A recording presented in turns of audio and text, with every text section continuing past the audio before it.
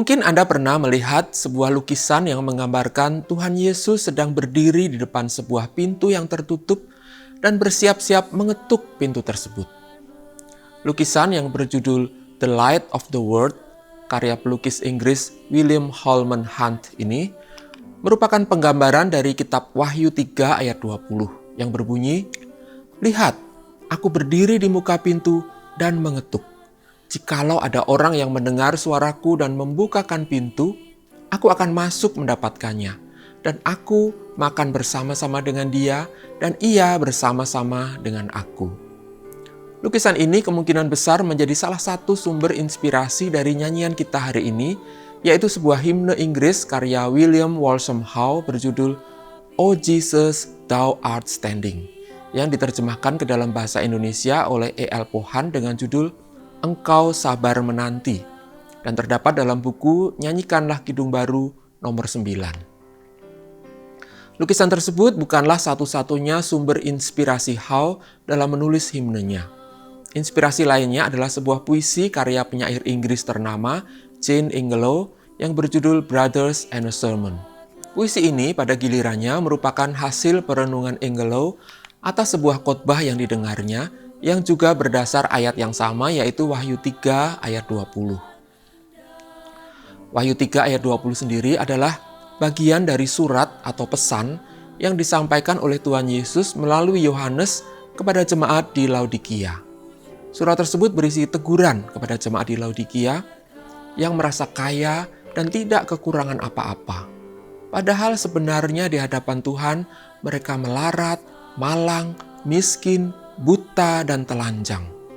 Tuhan mengatakan bahwa mereka suam-suam kuku, tidak dingin atau panas, sehingga Tuhan akan memuntahkan mereka dari mulutnya.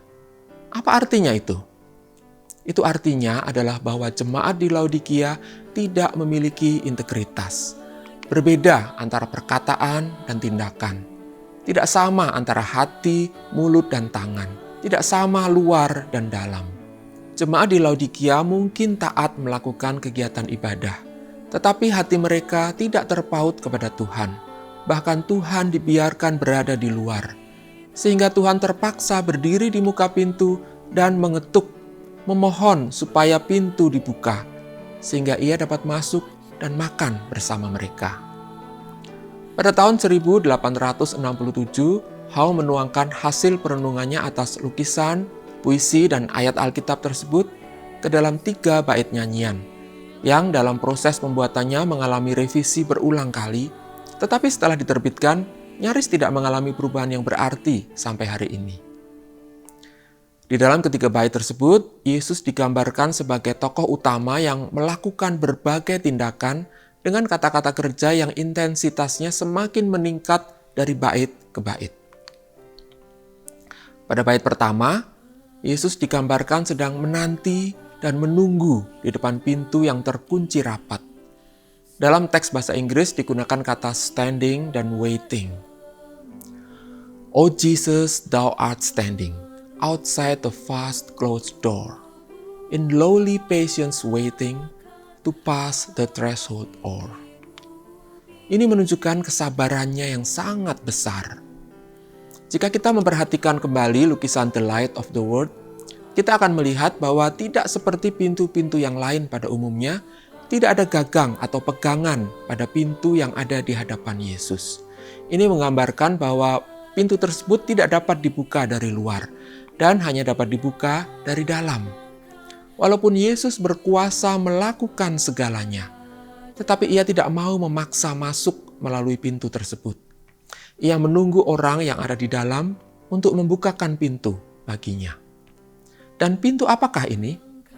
Banyak orang menggunakan ayat ini sebagai undangan bagi orang-orang berdosa untuk menerima Yesus masuk ke dalam hati mereka. Namun menurut konteksnya di kitab Wahyu, pintu ini adalah pintu gereja di Laodikia. Artinya, orang-orang di balik pintu tersebut bukanlah orang-orang yang belum percaya, melainkan orang-orang yang ada di dalam gereja, orang-orang Kristen. Namun ironisnya, Tuhan justru ada di luar pintu, di luar gereja. Karena itu, Howe melanjutkan bait ini dengan berkata, "Shame on us, Christian brethren, his name and sign who bear. Oh shame, thrice shame upon us, to keep him standing there. Di sini How berbicara kepada Christian brethren atau saudara-saudara seiman yang menyebut dirinya Kristen, yang menyandang nama dan sign atau tanda salib Kristus, dan menyerukan betapa memalukannya kita membiarkan Kristus tetap berdiri di sana. Di dalam teks terjemahan bahasa Indonesia, karena keterbatasan jumlah suku kata, digunakan kalimat yang lebih pendek namun lebih puitis. Tuhanku kuakui, kupakai namamu, tetapi kubiarkan di luar rajaku. Pada bait kedua, Yesus mulai mengetuk atau knocking pintu tersebut. Ini disertai dengan penggambaran sendu mengenai tangannya yang terluka, mahkota duri yang melingkari dahinya, dan air mata yang mengotori wajahnya. O Jesus, thou art knocking, and lo that hand is scarred, and thorns thy brow encircle, and tears thy face have marked. Yesus tidak hanya berdiri menunggu saja, ia mengetuk, tetapi tetap dengan penuh kesabaran tanpa memaksa, dilandasi kasih-Nya yang melebihi segala akal. O love that passeth knowledge, so patiently to wait. Namun demikian, betapa bebalnya kita manusia. Dosa yang begitu besar sehingga How mengatakan tak ada bandingnya, menghalangi Sang Pemilik kasih itu masuk ke dalam hati kita. O sin that hath no equal, so fast to bar the gate. Pada bait ketiga digunakan kata kerja dengan intensitas yang lebih tinggi lagi. Yesus memohon dengan penuh kelemah lembutan dan kerendahan hati. Dalam teks aslinya digunakan kata pleading yang sebenarnya lebih tepat diterjemahkan memohon. Namun dalam terjemahan bahasa Indonesia digunakan kata menyapa, yang sebenarnya agak kurang kuat walaupun sudah ditambah frasa dengan lemah lembut. Kita perlu menghargai pilihan kata penerjemah. Mungkin E.L. Pohan merasa sungkan menggunakan kata memohon untuk dilakukan oleh Yesus, seolah-olah Yesus sedang direndahkan. Namun demikian dalam konteks ini sebenarnya Yesus memang sedang melakukan permohonan, karena tindakan-tindakan yang dilakukan di bait-bait sebelumnya, menanti, menunggu, dan mengetuk, tidak membuahkan hasil. O Jesus, thou art pleading in accents meek and low. I died for you, my children, and will you treat me so? Aku telah mati bagimu, anak-anakku, dan beginikah caramu memperlakukanku? Dan akhirnya himne ini ditutup dengan penyesalan dan pertobatan, serta permohonan agar Yesus tidak lagi meninggalkan kita. O Yesus, berilah ampun, masuki hatiku. Atau dalam bahasa aslinya, O Lord, with shame and sorrow, we open now the door. Dear Savior, enter, and leave us nevermore. Sedikit informasi mengenai pengarang himne ini.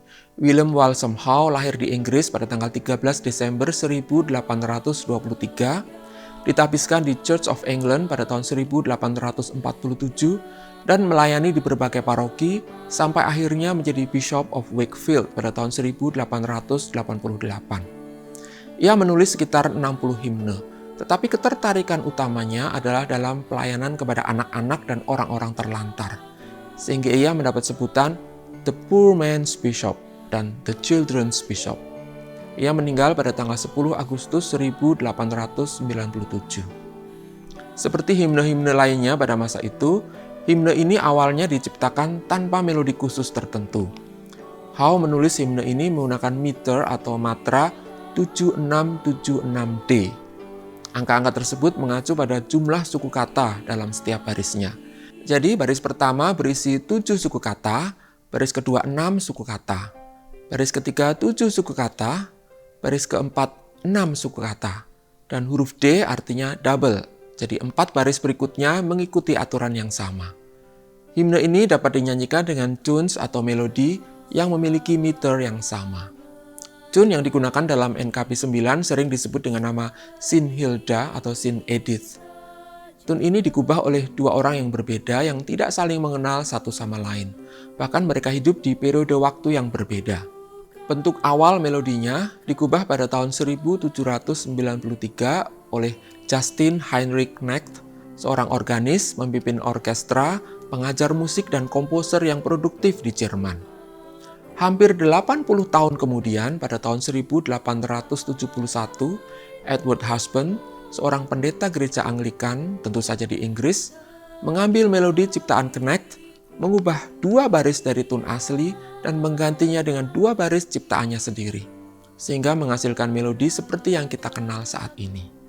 Nama tune ini yaitu Sin Edith, mengacu pada nama seorang santa dari Inggris abad ke-10 yang bernama Edith of Wilton, yang menolak berbagai posisi penting demi melayani orang-orang miskin. Sejak diciptakan, himne dan melodi ini telah mengetuk dan membuka banyak pintu hati. Pintu-pintu gereja yang semula tertutup rapat bagi Kristus, kini terbuka lebar bagi Kristus, bagi orang-orang, dan bagi dunia. Saat ini nyanyian ini juga mengetuk pintu hati kita, pintu hati saya dan saudara. Apakah kita akan bertahan di dalam pintu yang terkunci rapat, atau kita akan membukanya dan membiarkan Yesus masuk menemui kita, makan bersama-sama dengan kita? Demikianlah Injil dalam melodi kali ini. Saya Daniel Budi Laksono. Tuhan memberkati.